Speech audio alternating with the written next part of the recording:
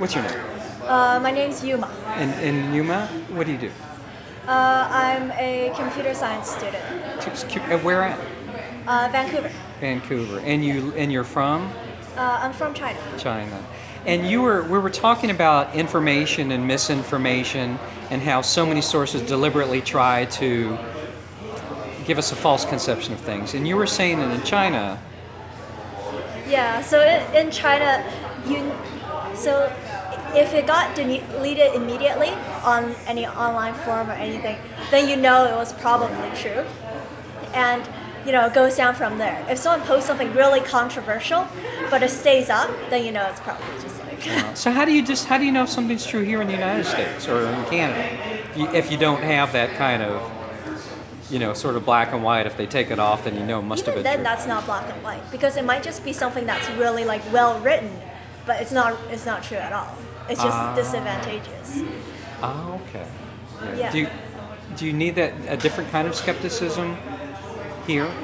Yeah, I mean, so in grade 11, I had a teacher that was, I think he was a retired journalist. And when he taught us, he was a retired journalist from China, and he was a big advocate for free speech and all that kind of things. And he said in America, the skepticism required is very much different. Because in China, you had one entity to point your skepticism towards, sort of, because everything is centralized. But in America, you get all these sort of conflicting, you get the prophet, and you get people with conflicting not just viewpoints, but motivations. Right? Some people you see on news, a lot of them, they're writing to report this information, but they're also writing, for money. What do you think about this idea that one of the participants said about natural skepticism? If you come from a society or culture where that's not encouraged or modeled, can you still get it?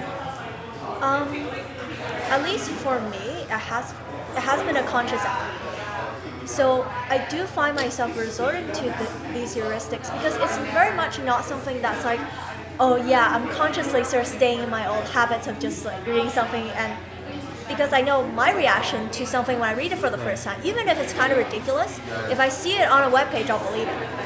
That's like my knee-jerk reaction to it. But then, there's that conscious part of me that kicks in, and it's like, maybe I should think about this a little more.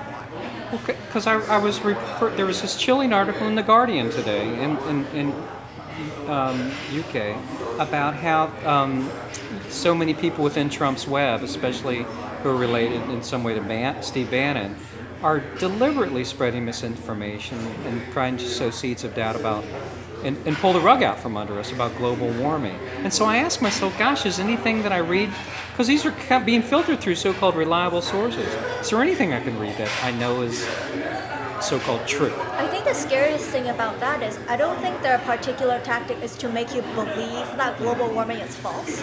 Because if say I read something about like, oh, global warming is false, blah blah blah, I'm still gonna believe that global warming is true.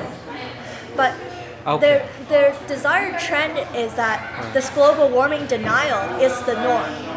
Not necessarily that it's true, but it's the norm. And that's more important than whether or not something's actually true. Or even Brexit. There was an article about how, again, there were so many sources, so-called reliable, were actually being used to try to get people to vote for the Brexit thing. It's like, makes me wonder, what can I believe? Yeah. It's all about the norm, not necessarily truth. Thank you very much. Thank you.